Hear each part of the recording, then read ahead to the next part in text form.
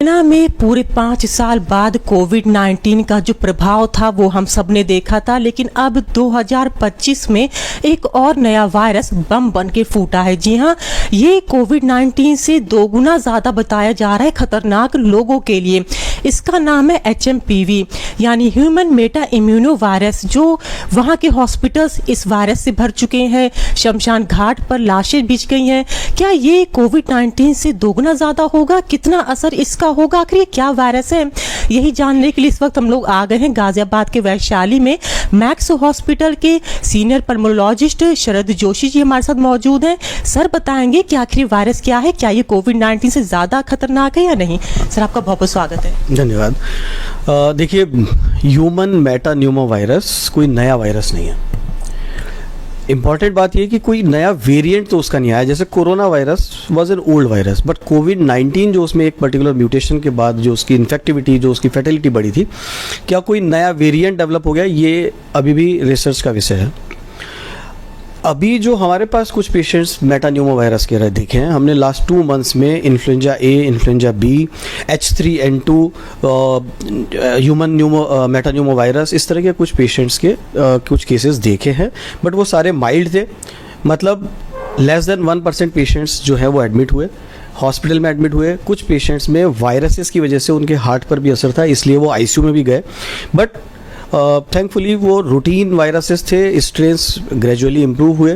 Patient की immunity की, क्योंकि हर वायरस के लिए एंटीवायरल नहीं होती है, बट पेशेंट की इम्यूनिटी और सपोर्टिव ट्रीटमेंट से अच्छा रिस्पांस मिला और पेशेंट घर गए हैं। तो अभी तक हमारे पास कोई ऐसी पैनिक सिचुएशन नहीं है, पैनिक इन्फॉर्मेशन भी नहीं है कि ह्यूमन मेटान्यूमो वायरस में कोई ऐसा वेरिएंट आ गया है जिसकी वजह से अस्पताल भर गए हैं और पेशेंट्स हॉस्पिटल में आ रहे हैं और मॉर्टिलिटी बढ़ गई है। ऐसा कुछ भी नहीं है। रूटीन ह्यूमन मेटान्यूमो वायरस और इन्फ्लुएंजा के केसेस कुछ आ रहे हैं, स्पेशली इस सीज़न में। मोस्ट इम्पॉर्टेंटली क्योंकि सनलाइट कम हो जाती है, धुंध की वजह से, फॉग की वजह से, स्मॉग की वजह से, तो यूवी लाइट जो सन से आती है वो नहीं मिल रही है। इस वजह से वायरल ग्रोथ बढ़ती है और वायरल इन्फेक्शंस की चांसेस बढ़ जाते हैं। सर इसमें लक्षण सिम्टम्स कौन से होते हैं? देखिए, मोस्टली जितने भी रेस्पिरेटरी वायरसेस हैं वो अपर रेस्पिरेटरी ट्रैक्ट से शुरू होते हैं, जैसे छींके आना, नाक बंद होना या गला ख़राब होना, बुखार आना, शरीर में थकान रहना। ये रूटीन सिम्टम्स हैं, रूटीन साइंस हैं जो किसी भी पेशेंट में हो सकते हैं और किसी भी वायरस में आ सकते हैं। तो एज सच कोई स्पेसिफिक सिम्टम्स के साथ, जैसा कि शुरू में कोरोना के साथ देखा गया था कि सेंस ऑफ स्मेल खत्म हो जाता था या सेंस ऑफ टेस्ट खत्म हो जाता था, ऐसा कोई अनयूजुअल प्रेजेंटेशन अभी तक हमारे पास नहीं है। ये ज़रूर है कि जो सीवियर मोस्ट केसेज होते हैं उनमें फाइनली निमोनिया डेवलप होता है और पेशेंट के लंग्स अफेक्ट होते हैं, इसलिए पेशेंट ICU में आता है और ऑक्सीजन कम होने लगता है। सर तो क्या कह सकते हैं कि ये उतना खतरनाक नहीं है जितना कि कोविड-19 था? मतलब इस शुरुआती तौर पे इस समय ऐसी कोई इन्फॉर्मेशन नहीं है और इस तरह का कोई पेशेंट हमारे पास एडमिट नहीं हुआ है। ह्यूमन मेटान्यूमो वायरस के कुछ पेशेंट्स आए थे, वो रूटीन इन्फेक्शंस थे।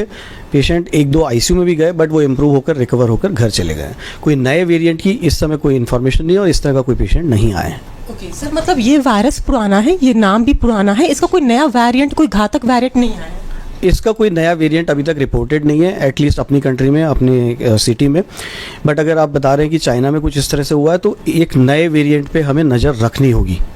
रूटीन में ह्यूमन मेटान्यूमो वायरस इतना फैटल या लीथल नहीं होता है। कोई नए वेरिएंट म्यूटेशंस की वजह से डेवलप अगर हुए हैं तो वो उस पर नज़र रखनी पड़ेगी। ओके, बहुत बहुत धन्यवाद सर। इस वायरस से जुड़ी कोई और जानकारी जो आप देना चाहें? देखिए, बैक्टीरियल डिजीज़ेज़ के लिए एंटीबायोटिक्स अवेलेबल हैं और एंटीबायोटिक्स वायरल इन्फेक्शंस में कोई काम नहीं करती हैं। तो अननेसेसरीली घर पे बैठ के सेल्फ मेडिकेशन करने का कोई फ़ायदा नहीं है। अगर आपको सांस की तकलीफ़ है, ऑक्सीजन कम हो रही है, आप ऑक्सीजन मॉनिटर करिए। सांस की तकलीफ़ है तो डॉक्टर से मिलिए। घर पे बैठ के एंटीबायोटिक लेके चीज़ें कॉम्प्लिकेट हो जाने के बाद अगर आप अस्पताल आते हैं तो फिर प्रॉब्लम बढ़ती है। पेशेंट्स जिनको वेंटिलेटर की ज़रूरत नहीं होती उन्हें भी वेंटिलेटर पर जाना पड़ता है। तो ज़रूरी है कि अपने सिम्टम्स को अर्लीस्ट आप नोट करें, इग्नोर ना करें और डॉक्टर से सलाह लें।